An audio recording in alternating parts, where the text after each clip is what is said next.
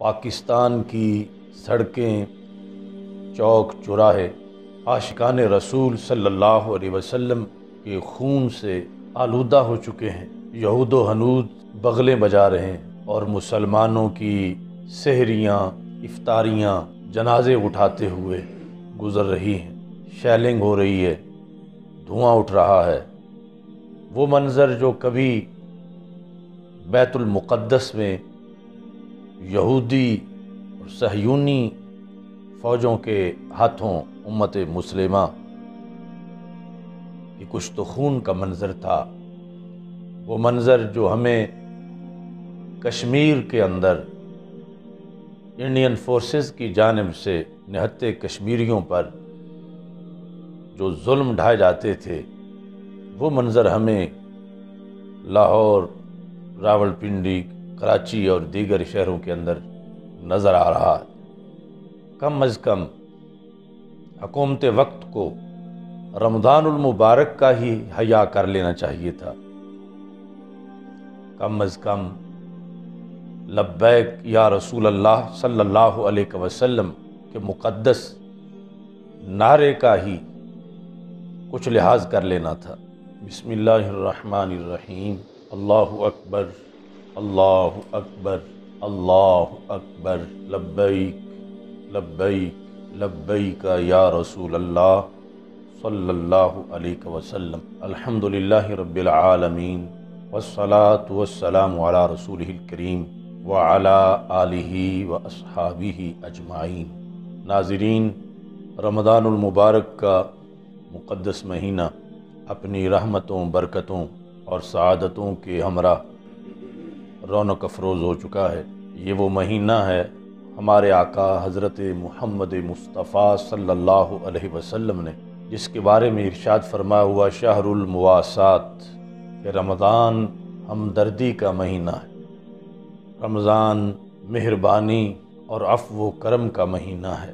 افسوس ہے کہ اس بار کا رمضان جس میں ہم موجود ہیں ہمیں لہولہان نظر آ رہا ہے۔ جو مواسات اور ہمدردی کا مہینہ تھا اسے دہشت گردی کا مہینہ بنا دیا گیا۔ پاکستان کی سڑکیں، چوک چوراہے عاشقان رسول صلی اللہ علیہ وسلم کے خون سے آلودہ ہو چکے ہیں۔ یہود و ہنود بغلیں بجا رہے ہیں اور مسلمانوں کی سحریاں، افطاریاں جنازے اٹھاتے ہوئے گزر رہی ہیں۔ چھوٹے چھوٹے بچوں سے لے کر ضعیف العمر عاشقان رسول صلی اللہ علیہ وسلم تک بے دردی سے شہید یا زخمی کیے گئے ہیں۔ چادر اور چار دیواری کا تقدس بھی پامال کیا گیا ہے۔ عاشقان رسول صلی اللہ علیہ وسلم کے جلوسوں پر کہیں بختر بند گاڑیاں چڑھائی جا رہی ہیں اور کہیں زہریلے کیمیکل کی پھواریں ان پہ چلائی جا رہی ہیں۔ یہ مہینہ جو تسبیح و درود کا مہینہ ہے، اسے گولی اور بارود کا مہینہ بنا دیا گیا۔ شیلنگ ہو رہی ہے، دھواں اٹھ رہا ہے۔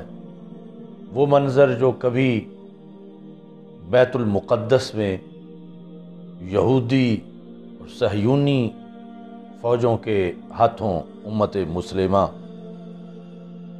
کی کشت و خون کا منظر تھا، وہ منظر جو ہمیں کشمیر کے اندر انڈین فورسز کی جانب سے نہتے کشمیریوں پر جو ظلم ڈھائے جاتے تھے، وہ منظر ہمیں لاہور، راولپنڈی، کراچی اور دیگر شہروں کے اندر نظر آ رہا ہے۔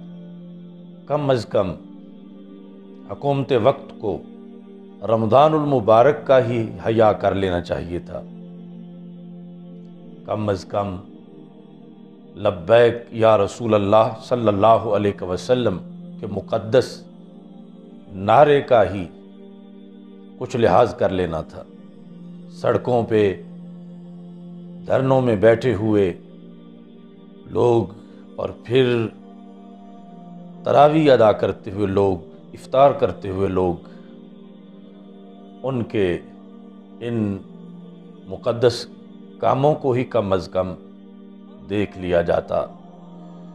چلو کسی کے احتجاج کے طریقے سے اختلاف کیا جا سکتا ہے، مگر ناموس رسالت صلی اللہ علیہ وسلم کے مقدس مشن کو ہی پیش نظر رکھ لیا جاتا۔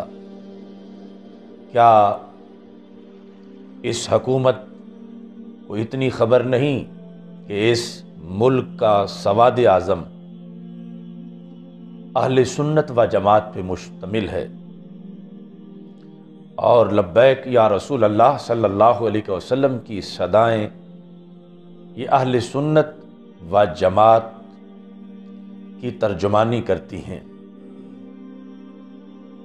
حکومت اپنے کئی کاموں میں اہل سنت و جماعت کے اکابرین سے رابطہ کر کے اپنے مسائل حل کرتی ہے، تو کیا اس مسئلے میں حکومت اکابرین اہل سنت سے رابطہ نہیں کر سکتی تھی؟ یہ جو کشت و خون کا بازار گرم کیا گیا ہے، یہ صدیوں تک نہیں بھولے گا۔ سلام ہو ان عظیم ماؤں کو جن کے بیٹے مقدس مشن پر جام شہادت نوش کر گئے۔ پہلے بھی بڑے بڑے فرعون اس دھرتی پر ختم نبوت اور ناموس رسالت کی آواز دبانے کے لیے آئے، مگر خود دب گئے، اور یہ آواز کبھی بھی دب نہیں سکی۔ عشق رسول صلی اللہ علیہ وسلم کی چنگاری یہ دب سکتی ہی نہیں۔ اب بھی حکومت وقت کو یہ چاہیے کہ وہ اکابرین اہل سنت جن سے ان کے روابط بھی ہیں، ان کے ساتھ بیٹھ کر اس جلتی آگ کو بجھانے کی کوشش کریں۔ مٹ گئے، مٹتے ہیں، مٹ جائیں گے اعداء تیرے، نہ مٹا ہے نہ مٹے گا کبھی چرچا تیرا، وآخر دعوایا ان الحمد للہ رب العالمین۔